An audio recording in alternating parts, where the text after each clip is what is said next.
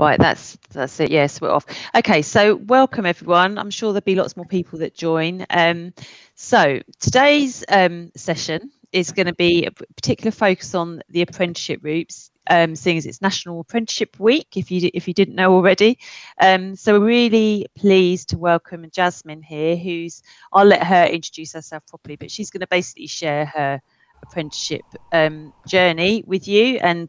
But we want it to be as interactive as possible, whether that's just you asking questions in the chat, or if you've got a burning question and you just want to put your hand up, put your mic on, put your camera on if you're really, really brave, because we just want to make this as useful as possible for you. So I'll hand over to Jasmine in a second. She's also got someone else joining her a little bit later on, so there'll be someone else that pops up in a minute.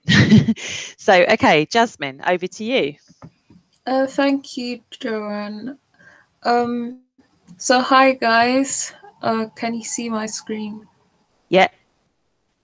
Okay, so today I'll be basically talking to you guys about apprenticeships that the Department for Trade offers, but this is offered by the civil service in general. So a bit about me. My name's Jasmine, and I work in DIT as an apprentice economist, and I'm from West London, so I don't really know anyone from Islington and City College, but and I studied biology, maths, and politics at sixth form. My family are from Trinidad. If you know, then big up to you.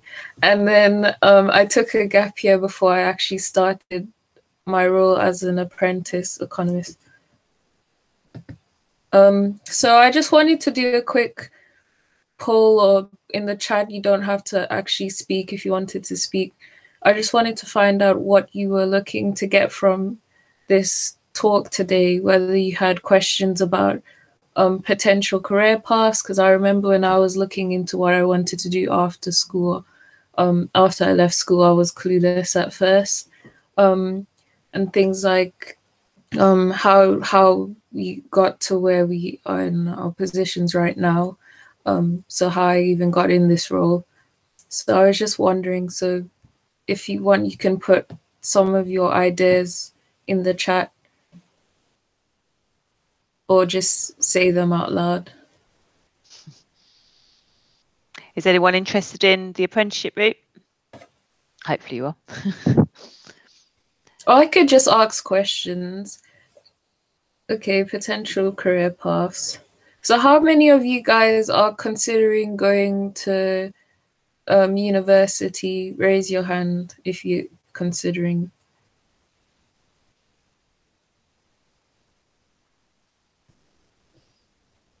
Okay. How many of you are interested in just starting work, like just getting out there and making money?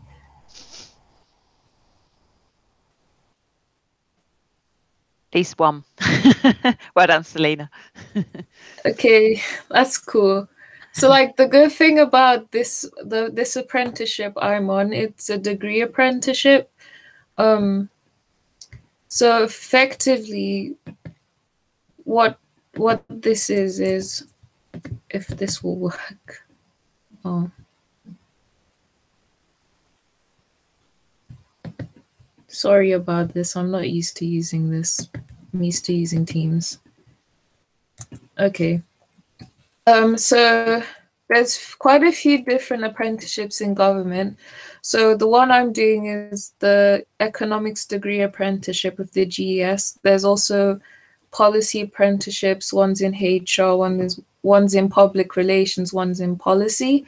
And they go from different levels, starting from level 2 all the way up to level 7. So for you guys, since most of you are in college, level 2 wouldn't really apply for you. The apprenticeships you'd be looking at are from like level 4 to level 7. So I'm on a level 6 apprenticeship, which means that you get a degree level qualification at the end of it. And for my apprenticeship, the deadline has gone for applications to start next year. But if you're in year 12, you could apply next year. And usually the application is around December. So for my apprenticeship, you literally just need 5 GCSEs or equivalent, and you just need a grade 6 in maths and a grade 4 and above in English language. And then you need 96 UCAS points, which is the equivalent to CCC at A level. And at BTEC, I'm not so sure what the equivalent is to that. But yeah. And then you do not need A-level maths or economics to do this. You just have to show enthusiasm, which was really good for me because I did not do economics and I thought I would be at a disadvantage because, yeah, I just thought I would be. So what is it like? So you basically spend most of your week working, and then on one day, your 20% of the time is usually allocated to one day. So my study day is on Fridays. And on that Friday, I basically do my university work and I get seminars which the lecturers hold to answer any questions. And the really good thing about this apprenticeship is you get paid for the work you do. So you get paid, as you can see, £22,000 per year salary. And this depends, obviously, but it's really good that you get paid. You get paid a very decent salary. And then on top of that, the apprenticeship, the actual degree is paid for in full, so you don't have to pay for the degree, so no student loans. Yeah. And then when it comes to actual work side, you have a wide range of departments you can work in. So I work in the Department of International Trade, so we deal with big trade deals and organizing things like that. And you can also work in many different departments, from the Department of Education to DEFRA, which is the Department for Food and Rural Affairs. And there's offices all across the UK. So it's really interesting. And the good thing about this apprenticeship is it splits work into what you learn. So you don't just learn in a classroom. You actually apply that in real working conditions, which is really good for your understanding as well. And yeah, this is just a rough view of what the course covers, and then some more benefits, such as being paid well, sick pay, pension scheme, annual leave, and flexible working patterns. Yeah, so basically that's the degree apprenticeship side of things. My colleague was meant to present, but she's not here at the moment, so I can answer any questions you guys have about anything apprenticeship related or civil service related. Shall I just start off, Jasmine? So when you were choosing to apply for the apprenticeship, so presumably lots of your friends went off to uni, or some of them did. Do you feel, I asked this on an earlier talk actually, do you feel like you've missed out on any kind of like university experience? Or? Well, at the moment, not really, because the ones who did go, they were either locked in a quarantine and they couldn't actually do anything. So I didn't really miss out on that. And also having to pay, one of the biggest things for me, because I had the option of either choosing to go to university like normally or just doing this course. And what helped me decide was the cost of university, because it's really expensive. Like when I was looking into it, just to see things like £200 per week for a room, and that doesn't include food and stuff. And then on top of that, you have to pay for tuition fees. I just didn't really think it was affordable. So this really helped with that as well. So I think I don't regret choosing it. And then also on the social side, this apprenticeship, at first I thought, it's just going to be middle-aged people who are like well established, and I won't be able to like identify with anybody, but that's not the case. There's actually a lot of young people in the civil service because of the nature of it. There's like in my team, there's another apprentice, and there's also like assistant analysts, and they're usually like just out of university or college. So you do have a wide range of people who work in the civil service. It's not this one image of one type of person. So that was interesting to learn about. Oh, see some questions. Okay, so for the first one, are there exceptions with GCSE maths if you don't have 6 in maths? Okay. I think there should be, because obviously not everyone has the same path. I'm not so sure how they would assess that, but I'm sure if you thought that you had the capability of doing the apprenticeship, then you should apply. You shouldn't let that stop you, because there is. When I actually applied, they did actually test whether you could do the maths or not, and then if you weren't able to, then they said something about having classes or something to catch up. But I'm not so sure about that.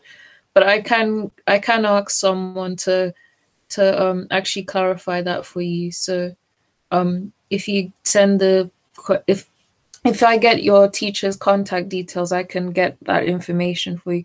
But I don't think that should stop you from applying. If you don't have a 6 in maths, you should still go for it, because if you have a good application and you have a good enough reason, you should be able to get through. The apprenticeship is 4 years. So that's because you have to work and study at the same time. So they basically split up your second year and your third year into 2 separate years instead of having everything in 3 years. So normally you do things like, in normal university courses, you have like 4 to 5 modules per term. But because we're doing a degree apprenticeship, we only have 2 every term. So that's why it's 4 years. But to me, that doesn't seem that long, because I was planning to do like a year in industry if I was to go to normal university, and that would have been 4 years as well. So yeah. Do you feel like you've got enough time to do that? Is it a good balance between doing your university work and working at the same time? Do you feel like you've got enough time, or is there a bit of a balance going on? There is a bit of a balance going on. I think the 1 day is enough, but when it comes to like in the civil service, sometimes you can have work deadlines and stuff. You have to shift the time. And for me, what works is spending a little time every day to work on things like assignments. But the day is enough. They don't overload you. And then if you feel like you have too much on your plate, you can talk to your line manager, and usually you can do something about it, like take an extra day off just to catch up with work. So they're really supportive. They won't let you fall behind. Sorry, Jasmine, I forgot what did you study economics at A level? You didn't? No, I didn't. No. That's why I was surprised. I honestly, because normally I would think, oh, you'd need economics to do this course, and everyone applying knows everything and they know what they want and stuff. But actually, I didn't know much about economics. And it was actually really helpful when I applied, because the interview wasn't really heavily economics based. They literally just wanted to see that you had an interest in the subject, and that you had the skills capable to work in the civil service effectively and to learn, basically. So you don't need to have an economics A level. You don't even need to have A levels to do this course, because I know there's an apprentice in the same course as me, and she's in the year above, and she did BTech in sport. and she's absolutely killing it right now because, yeah. So like you really don't need to do economics A level or A levels in general. You just have to show that you have an interest and you have the skills to actually succeed in the program. Can you register so you can get emailed about you can put out?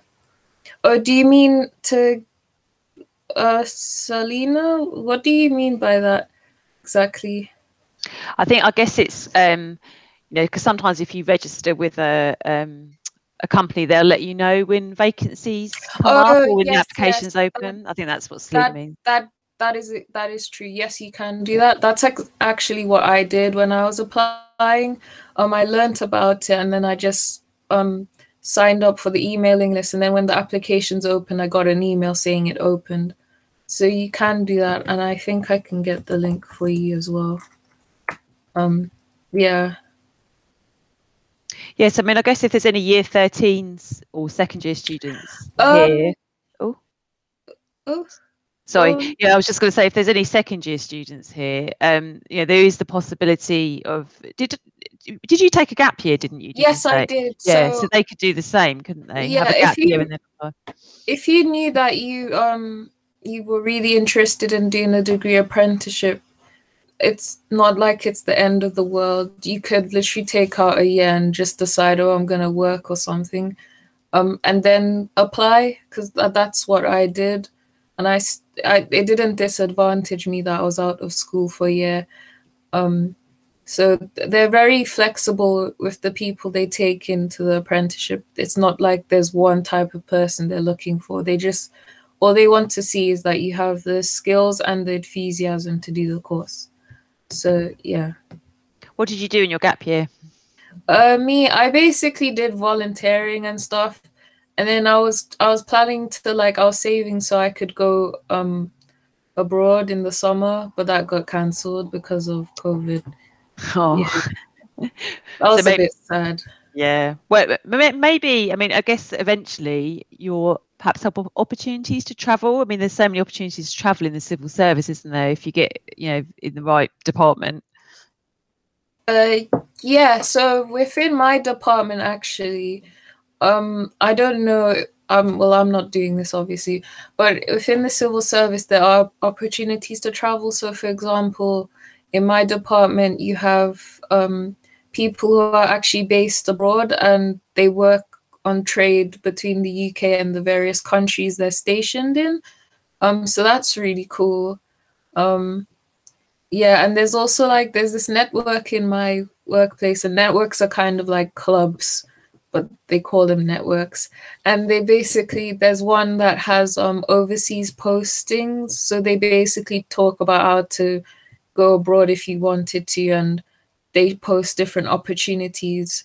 But I don't think I'll be doing that because I'm only in my first year. But yeah, the civil service is actually there's so much opportunities in the civil service. If you had an interest in something, there's always an opportunity to do it. You're on mute. It'd be great to let's have a bit of audience participation now, right? So all the students here, it'd be really good if you just, Jasmine's talking about, how she chose her career and kind of what, what's great about her job. What are the priorities for you in terms of thinking about what job you want in the future? Just name one thing that you think that job has got to involve that. Is it travel, pay, happiness? How do you get happiness? Do you want to work with people? Money? Yes, that's good. It's honest. See, I chose the wrong job for money. Anyone else? Traveling.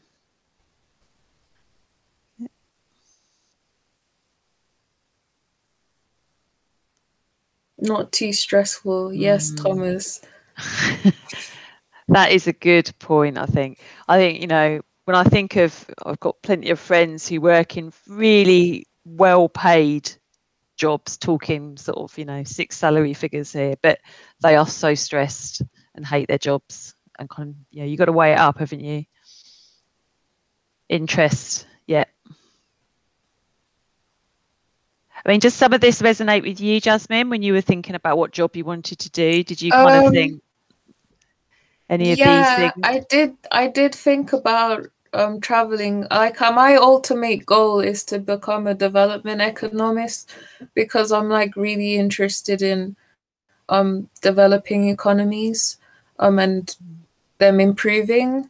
And also what attracted me to that is also the traveling that they do and like the work they do abroad and stuff. So that's one area that I'm interested in. The money side as well, because especially when it comes to university, just the thought of paying all that money to go was just really daunting for me, because I didn't have that money lying around. So yeah. So like, and I also like the idea of not having to have student debt afterwards. So that also weighed into my choices as well. And economists get paid decently in general as well. Like it's a high paying profession. Yeah, I mean, as a starting salary in the civil service, it's really competitive, isn't it? I mean, we were in another talk earlier with sort of investment management, and you know, they were saying again, I think they were starting on about 20 to 20 up to 24,000, which is actually a huge amount to kind of, well, not a huge amount, but it's a good starting salary when you're sort of just leaving school or college. Yeah. So is there any more questions from students here?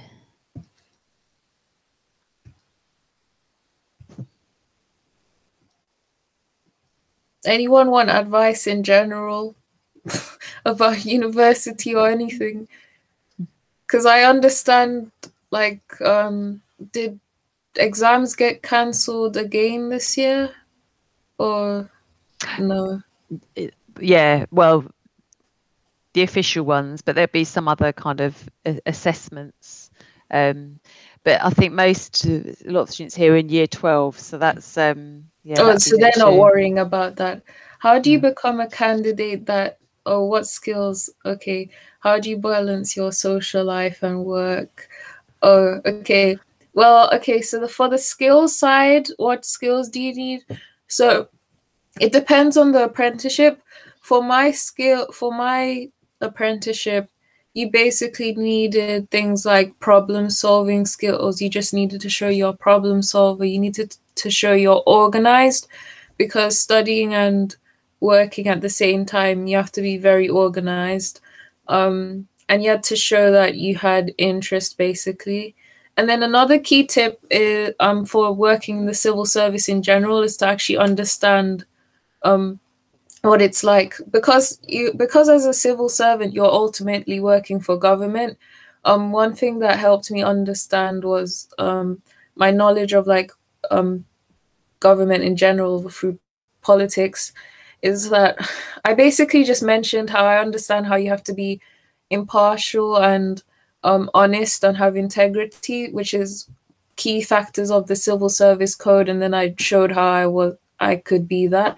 So one tip I would give is, if you want to show that you're suitable to work in the civil service, go have a look at the civil service code, because that's what all civil servants have to follow, and then show that you can follow that code as in addition to all the things you have to have for the specific apprenticeship.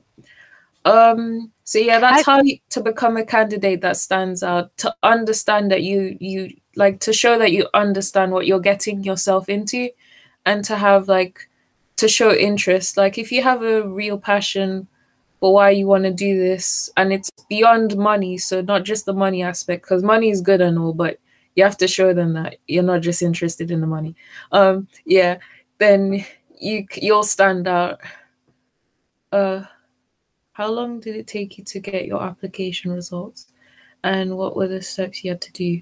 Oh, so basically the stages. So the first part, you put an application in. So it's like this online thing where you just write 200 words for 3 questions. And then they ask you general stuff like questions like how will you balance work and study? What drew you to this apprenticeship in the first place? And the really good thing about this application is they do it name blind. So they don't look at your name or what school you went to or where you're from, which is really good because if you know there's like a lot of discrimination based off people and their names. So that was really good as well. So they just base it off what you write literally in those 200 words. And then you also have to do these online tests. So they have a maths one and English one, and they're not hard. They're not GCSEs. It's literally just multiple choice, fill in the gaps type of thing. And then once you've done that, you have to do like this kind of psychometric test, which is the civil service judgment test, which is like this test that basically puts you in a situation and then asks you to rank what you would do. So that's what you had to do, and that takes like a few months. And then after that, if you get through those stages, then they invite you to the assessment center, but because everything's online because of COVID, it would be a virtual assessment center. And that basically involves doing a written piece under timed conditions, like a report, and then an interview where you literally have a video interview call with like people and they ask you questions and then you talk about yourself. Yeah. And then how will you balance your work, social life and work? Literally routine. Yeah, you just have to have a routine, to be honest, and to stick to that routine. So for me, I do some university stuff 1 hour every day, and then that way my Fridays are more freer than having to do everything on a Friday. And then after that, I don't think about it at all. Like I spend my time just under COVID is not really much, but yeah, like talking to people and stuff. So that's how I balance it. I think you just have to have routine and fit in work wherever you can. Like don't get rid of a social life just because you can't, you think that's the best because it's not good for your mental health. Yeah. You were gonna say? I think I was going to ask you something earlier, but I've forgotten what it was now. Oh, I know what it was. When you were saying about sort of the civil service code and everything, and to prove that you've got that integrity, etc. So how did you prove that then? I just got creative with like work experience I've done in the past. So for example, I did this role where it was like I was helping an accountant with their documents for an audit, and you had to be really honest if there was a mistake, because obviously if you messed up, they could mess up the audit and then they'll be in trouble with the auditors. So I had to make sure that I was like honest if I found a messy mistake or something, and not think, oh, there's nothing wrong, let me just leave that.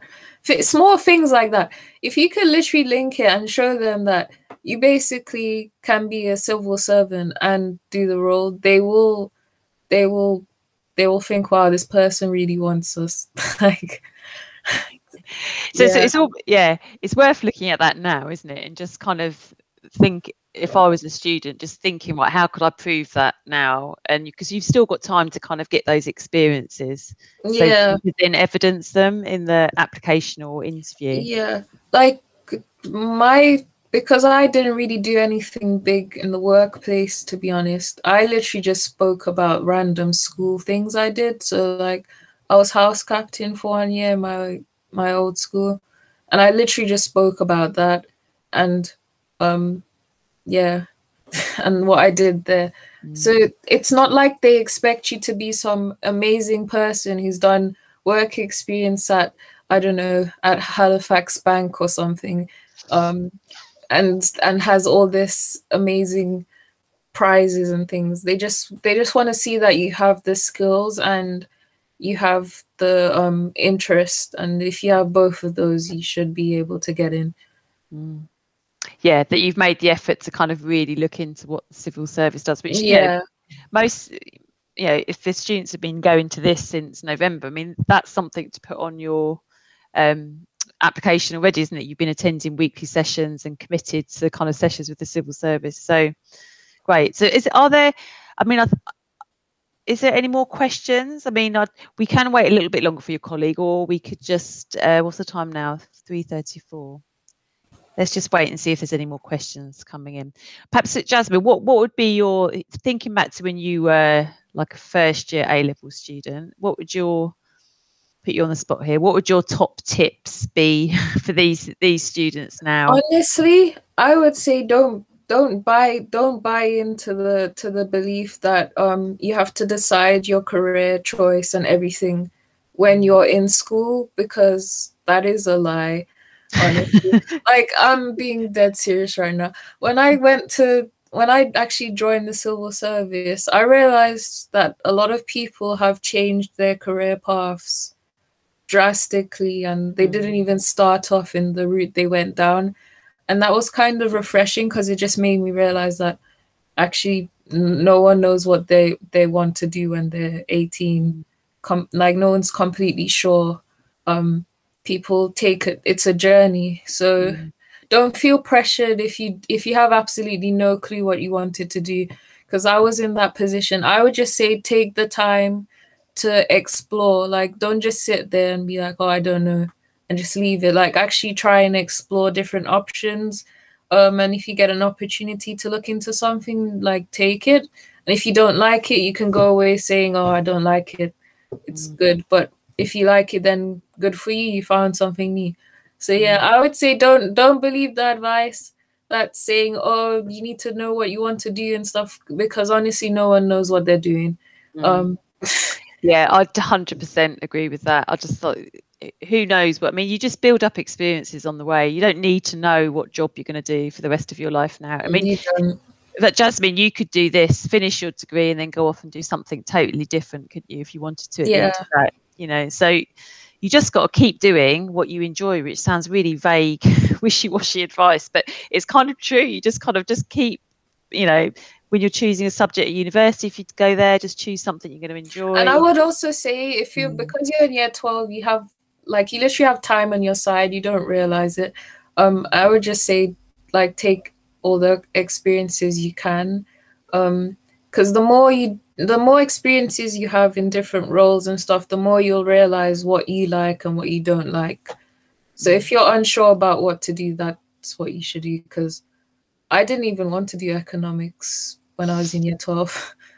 Like, being serious. Well, again, and you don't know until you try these things, do you?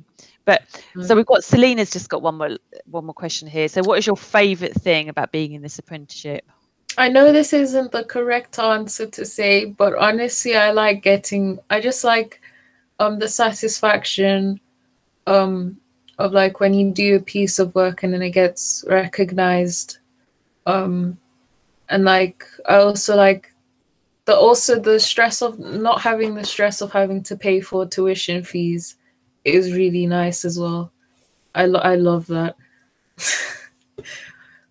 My friends low-key hate me, but it is what it is. Yeah, I mean, I think, that's it. You've got the ideal option, haven't you, where you're getting, you've got no tuition fees, you're getting paid a salary. But that said, that student finance is available. So if it's university that you want to do, it's not that you've got to have that money in your bank account. You've got to pay it back up front. So that it is manageable. It's still possible, yeah. Yeah, it is manageable. So, and what we usually advise, that if students are interested in apprenticeships, it's not guaranteed at all, because it is a competitive process. So always apply for university just as a backup option. No one's going to force you to go, That's what I did. And yeah, I'm kind of glad I did, but I'm kind of glad I got into this apprenticeship. And also, even though I'm not meant to say this because I'm meant to be representing the civil service, you shouldn't just limit your options. If you're interested in other things and you think, you have the feeling, oh, I'm not gonna get in, they'll never accept me, still go for it, because you literally have nothing to lose. Like, just apply. Like, it's free. No one's gonna do anything. If you like, you won't lose anything. If you got in, then you gain, you have more options. So I would just say apply. Yeah, definitely. I think you just have to be quite resilient when you're going for the apprenticeship option, because you might find that you apply for like one apprenticeship and you get it, or you might find that you have to apply for 5 or 10 or 20 even, and that's the same if you went to university and graduated. You could find yourself applying for hundreds of graduate schemes. So you just have to develop that sort of resilience, really, and be able to sort of not take it too personally when you don't get offered a place, and pick yourself up and apply again. But sometimes rejections aren't a bad thing, because if you were authentic with your application, later down the line, sometimes you realize that it actually wouldn't have been the right fit for you. So that's one other thing I've learned from rejections. Yeah, no, I think that is true. Yeah, definitely. So Thomas has asked, is there any information on the other apprenticeships civil service offer? Well, my colleague was meant to come and talk about that, but she's busy at the moment. But I think I can get back specifics for you, but I'm sure there's like on the gov.uk website, there's like this section where you can literally find all the different various ones that are available.